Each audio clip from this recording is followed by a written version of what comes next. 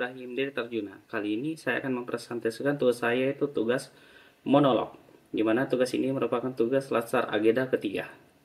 Oke, kita mulai. Pertama, profil instansi, di mana saat ini saya diperbantukan di Satuan Kerja Pelaksanaan Prasarana Strategis Sulawesi Tengah, di mana Satker Prasarana Strategis Sulawesi Tengah ini merupakan unit kerja di bawah Kementerian Pekerjaan Umum yang bertugas untuk merencanakan, melaksanakan, dan mengawasi pembangunan infrastruktur strategis di wilayah Sulawesi Tengah. Satker ini dibentuk untuk memenuhi kebutuhan pembangunan infrastruktur yang dapat meningkatkan perekonomian dan kesejahteraan masyarakat Sulawesi Tengah. Di mana untuk programnya sendiri, Satker Prasarana Strategis berperan dalam program pembangunan jangka panjang yang selaras dengan RPJMN, Rencana Pembangunan Jangka Menengah Nasional, serta prioritas pembangunan infrastruktur yang digariskan oleh Kementerian PU. Dan di mana tugas dan tujuan instansi, yang pertama tugas dan fungsi, yaitu pertama pelaksanaan pembangunan infrastruktur, yang kedua pemeliharaan dan perbaikan infrastruktur, dan yang ketiga koordinasi dan supervisi. Untuk tujuannya sendiri, yaitu pembangunan infrastruktur yang strategis, meningkatkan konektivitas, peningkatan kualitas infrastruktur, mendorong pembangunan ekonomi daerah, meningkatkan aksesibilitas pelayanan publik, dan pembangunan berkelanjutan dan merata. Untuk struktur organisasinya sendiri bisa dilihat pada gambar, yang dimana struktur organisasi ini menunjukkan pembagian tugas di Satuan Kerja Pelaksanaan Prasarana Strategis Sulawesi Tengah, yang dimana di puncaknya terdapat Kepala Satker Bapak Rahman ST, yang menguasai dua bagian utama. Yang pertama PPK Prasarana Strategis, yang dimana dipimpin oleh Bapak Keraman Pratama P. Tandungan STMPW, yang bertanggung jawab atas pelaksanaan proyek dan pengelolaan teknis.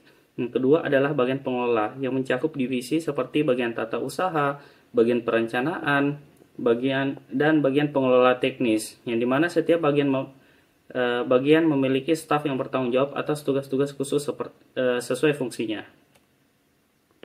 Di mana peran saya yaitu pelaksanaan survei lokasi dapur MBG, di mana yaitu menilai kelayakan lokasi dapur MBG termasuk aksesibilitas dan kesesuaian dengan rencana pembangunan.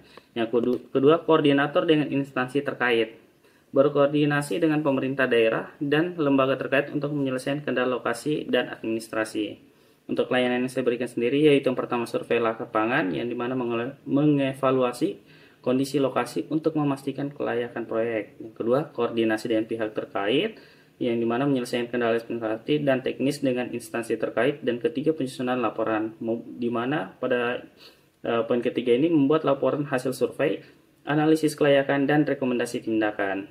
Untuk kontribusi saya sendiri, yang pertama penyelesaian kendala lokasi, yang kedua efisiensi proses pembangunan, yang ketiga kepatuhan terhadap regulasi, dan yang keempat mendukung keberlanjutan pembangunan. Untuk refleksi diri Smart ASN sendiri, yang pertama, ciri Smart ASN yang sudah saya jalankan, yang pertama, di bagian cerdas dan profesional, di mana saya mengutamakan pengetahuan dan keterampilan dalam tugas seperti survei lokasi dapur MBG. Untuk berjiwa melayani, saya fokus pada pelayanan publik, memberikan solusi cepat dan efektif. Dan untuk pada teknologi informasi, saya menggunakan teknologi untuk mempercepat pekerjaan dan koordinasi. Untuk wawasan global sendiri, saya mempertimbangkan keberlanjutan dalam setiap proyek dan integritas yang tinggi, di mana saya menjaga kejujuran dan transparansi dalam laporan dan keputusan. Dan terakhir, berjiwa entrepreneurship, di mana saya mencari solusi inovatif dan efisien dalam setiap proyek. Hal yang masih bisa ditingkatkan menurut saya, yang pertama penguasaan teknologi digital, di mana memperdalam penggunaan software manajemen proyek. Yang kedua, keberlanjutan global, di mana memahami lebih dalam aspek lingkungan dan sosial dalam proyek. Ketiga, kepemimpinan, di mana saya perlu meningkatkan kemampuan memimpin tim dan pengambilan keputusan. Dan terakhir, komunikasi, di mana saya masih perlu ditingkatkan terkait komunikasi dan kolaborasi antar instansi. Dua hal sederhana untuk meningkatkan kinerja layanan unit. Yang pertama, meningkatkan komunikasi internal, yaitu memastikan komunikasi yang jelas dan efisien antara anggota tim dan pihak terkait untuk mempercepat penyelesaian tugas dan mengurangi kesalahan. Penggunaan alat komunikasi yang tepat seperti grup atau aplikasi manajemen proyek dapat memperlancar alur informasi. Yang kedua, peningkatan penggunaan teknologi, di mana mengoptimalkan penggunaan teknologi digital untuk mempermudah proses kerja seperti sistem manajemen tugas dan pengelolaan data, sehingga layanan dapat lebih cepat, transparan, dan terorganisir dengan baik. Sekian tadi dari paparan saya. Terima kasih atas perhatiannya. Assalamualaikum warahmatullahi wabarakatuh.